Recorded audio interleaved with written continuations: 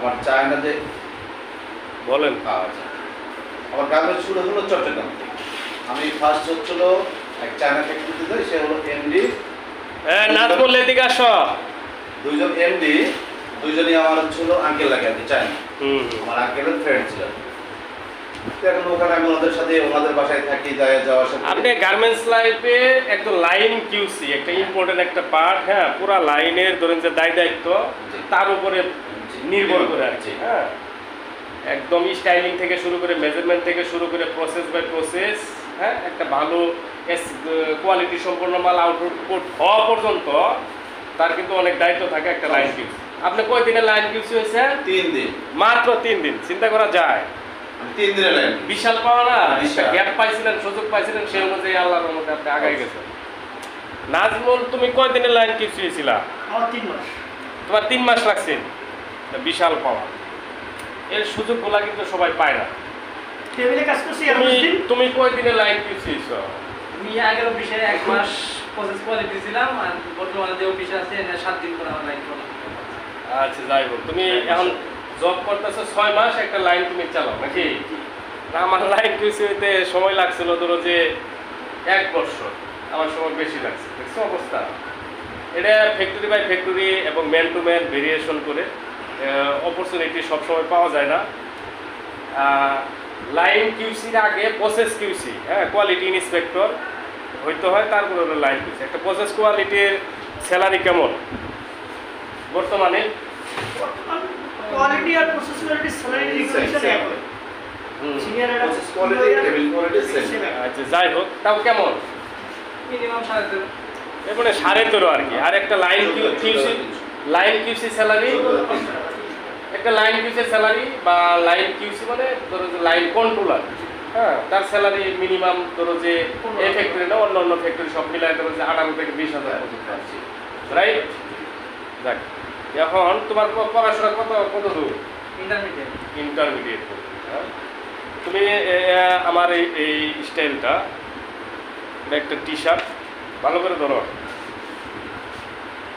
এটা লাইনে চলতেছে। সে লাইনের বডি আউটপুট হওয়ার পরে সাইজ 6টা সাইজ আছে, সে ইনলাইন করে নিয়ে আসছে আমার কাছে দেখানোর জন্য। মেজারমেন্ট আমি চেক করলাম যে ও মেজারমেন্টগুলো ঠিক আছে, ভালো স্টাইলিং দেখলাম ঠিক আছে, হ্যাঁ, স্টিচিংও ঠিক আছে, তারপরে যে বডির যে অ্যাটাচমেন্ট সবই ঠিক আছে, গেট আপটা দেখলাম তাও ঠিক আছে।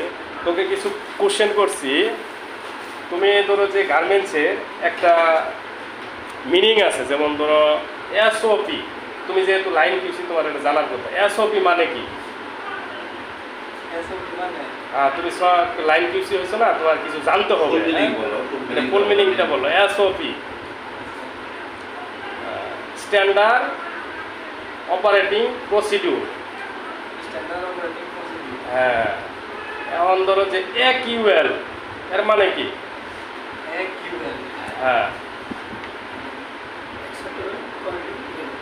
তুমি বলতে পারতেছো না, এটা হলো অ্যাকসেপ্টেবল কোয়ালিটি লেভেল। আর ওকিউএল এর মানে কি? Observation quality level.